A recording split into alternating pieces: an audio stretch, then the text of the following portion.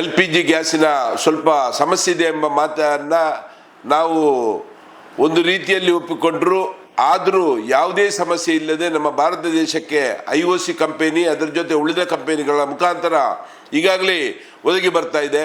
ಆದ್ದರಿಂದ ಯಾವುದೇ ಒಂದು ರೀತಿಯಲ್ಲಿ ಕೂಡ ಮನೆ ಬಳಕೆಯ ಅನಿಲ ಗ್ರಾಹಕರು ಚಿಂತೆ ಪಡುವಂಥ ಅವಶ್ಯಕತೆ ಇಲ್ಲ.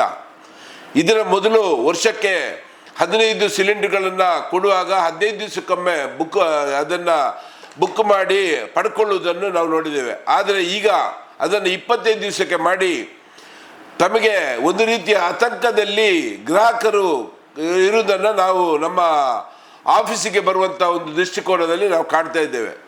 ನಾವು ಈಗಾಗಲೇ ದಿನಕ್ಕೆ ಎಷ್ಟು ಅದನ್ನು ಗ್ರಾಹಕರಿಗೆ ಕೊಡ್ತೇವೋ ಅದರ 3 ಪಟ್ಟು 4 ಪಟ್ಟು ಜನರು ಬುಕ್ಕಿಂಗ್ ಮಾಡಿ ಒಂದು ರೀತಿಯ ಆತಂಕದಲ್ಲಿ ಆಫೀಸಲ್ಲಿ ಬಂದು ನಮಗೆ ಗ್ಯಾಸ್ ಕೊಡಿ ಎಂಬ ಮನೋಭಾವದಿಂದ ಕೇಳ್ಕೊಳ್ತಾ ಇದ್ದಾರೆ. ಆದ್ದರಿಂದ ಖಂಡಿತವಾಗಿ ಯಾರೂ ಆತಂಕ ಪಡಬೇಕಾಗಿಲ್ಲ.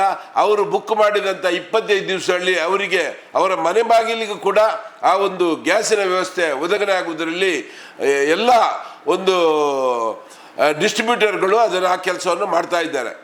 ಅದರ ಜೊತೆ ಈಗಾಗಲೇ ಕಮರ್ಷಿಯಲ್ಗೆ ಸ್ವಲ್ಪ ಪ್ರಾಬ್ಲಮ್ ಆಗಿದೆ.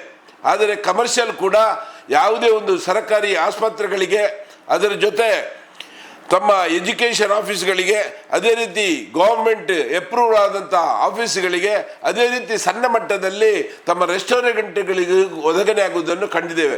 ಆದ್ದರಿಂದ ಯಾವುದೇ ರೀತಿಯ ತಾವು ಆತಂಕ ಪಡಬೇಡಿ. ಗ್ರಾಹಕರಲ್ಲಿ ಒಂದು ವಿನಂತಿ ಮಾಡಿಕೊಳ್ಳುವುದು ಅಂತ ಹೇಳಿದರೆ, ಈಗಾಗಲೇ ತಾವು ಬುಕ್ಕಿಂಗನ್ನು ಮಾಡ್ತಾ ಇದ್ದೀರಿ.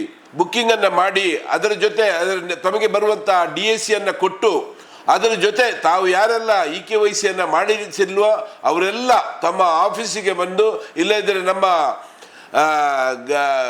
ಡ್ರೈವರ್ಗಳ ಮುಖಾಂತರ EKYC ಮಾಡಿಸಬೇಕಾಗಿ ತಮ್ಮಲ್ಲಿ ವಿನಂತಿಯನ್ನು ಮಾಡಿಕೊಂಡು, ತಾವು ಈಗಾಗಲೇ ಉಪಯೋಗ ಮಾಡ್ತಿರುವಂಥ ನಮ್ಮ ಓಸ್ ಪೈಪು ಅದನ್ನು ಕೂಡ 3 ವರ್ಷಕ್ಕೊಮ್ಮೆ ಕಡ್ಡಾಯವಾಗಿ ಅದನ್ನು ಬದಲಾಯಿಸಿ ಹೊಸ ಓಸ್ ಪೈಪನ್ನು ಹಾಕಿ ಈ 3 ತಾವು ಮಾಡಿದ ತಕ್ಷಣ ತಮಗೆ ಯಾವುದೇ ಸಂಶಯ ಇಲ್ಲದೆ ಗ್ಯಾಸ್ ತಮ್ಮ ಮನೆ ಬಾಗಿಲಿಗೆ ಒದಗಣೆ ಆಗ್ತದೆ. ಮುಂದಿನ ದಿವಸಗಳಲ್ಲಿ ನಮಗೆ ಭಾರತ ದೇಶಕ್ಕೆ ಅನಿಲ ಈಗಾಗಲೇ ಕಚ್ಚಾ ತೈಲಗಳು ಬರ್ತಾ ಇದೆ, ಇನ್ನೂ ಕೂಡ ಬರ್ತದೆ. ಆದ್ದರಿಂದ ಯಾರು ಅದರ ರೀತಿಯಲ್ಲಿ ಒಂದು ರೀತಿಯಲ್ಲಿ ಆತಂಕವನ್ನು ಪಡದೆ ಪ್ಯಾನಿಕ್ ಒಂದು ಬುಕ್ಕಿಂಗ್ ಮಾಡೋದನ್ನು ನಿಲ್ಲಿಸಿ ತಮ್ಮ 25 ದಿವಸ ಆಗುವಾಗ ಮಾತ್ರ ಅದನ್ನು ಯಾವುದೇ ಒಂದು ಸಂಶಯ ಇಲ್ಲದೆ ಬುಕ್ಕಿಂಗ್ ಮಾಡಿ ಅದನ್ನು ಪಡ್ಕೊಳ್ಬೇಕಾಗಿ ಈ ಮೂಲಕ ತಮ್ಮಲ್ಲಿ ಕೇಳಿಕೊಳ್ತಾ ಇದ್ದೇನೆ.